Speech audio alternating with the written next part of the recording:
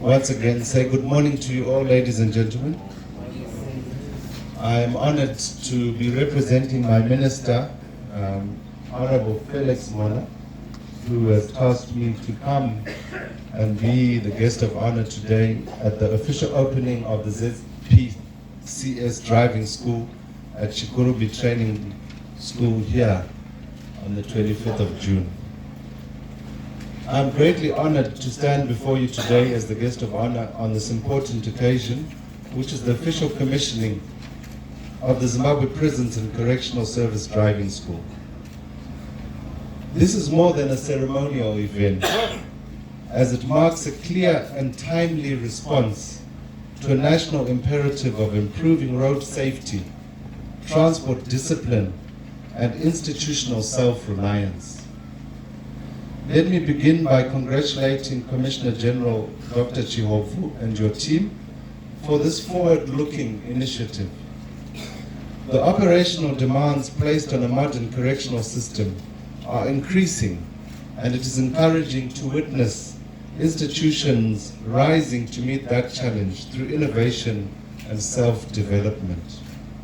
Ladies and gentlemen, allow me to also take this opportunity to pay special tribute to the visionary leadership of the President of the Republic of Zimbabwe, His Excellency Dr. E.D. Mnangagwa, whose government continues to make transformative strides in the rehabilitation and expansion of the country's road infrastructure. Under the Second Republic, we have seen significant improvement that are enhancing mobility, facilitating trade, and supporting national economic development. Unfortunately, as we develop infrastructure, our drivers seem to have become more careless.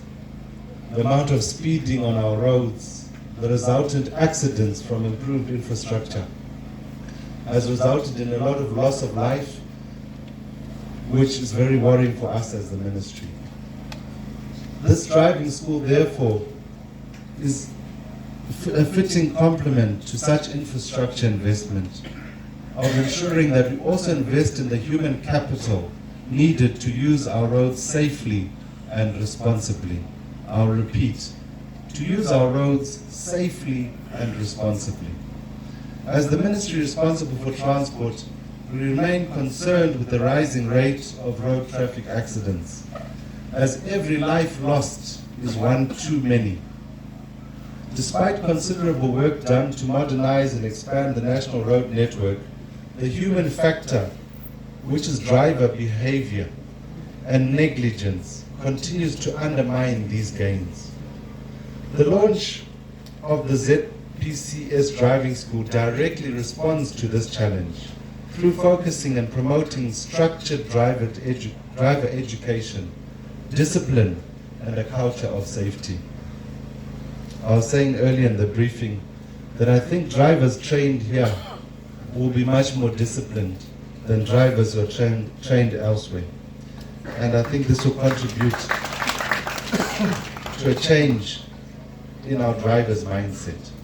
What is especially commendable is the strategic decision by ZPCS to extend training services to the public, thereby positioning the school not only as a center for internal professionalism, but also as a contributor to broader national skills development.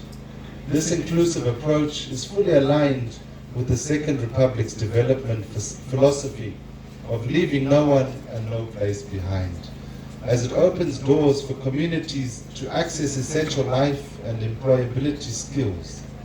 It also reflects a bold and progressive response to the national call for innovation, commercialization, and institutional sustainability, which are anchored in the principles of empowerment, access, and shared national growth.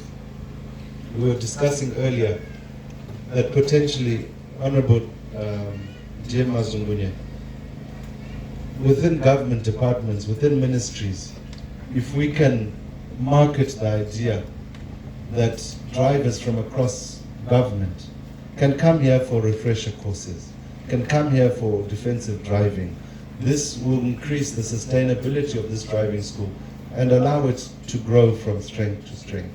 And I think that needs us to look into the issue of having a whole of government approach. To the instructors, I urge you to uphold the highest standards of ethics and professionalism. You carry the responsibility of shaping the next generation of defensive and responsible drivers, not just within ZPCS, but potentially across Zimbabwe. You were mentioning specialist VIP driving training, maybe access to training for government authority, amongst others. The problem we are noticing with other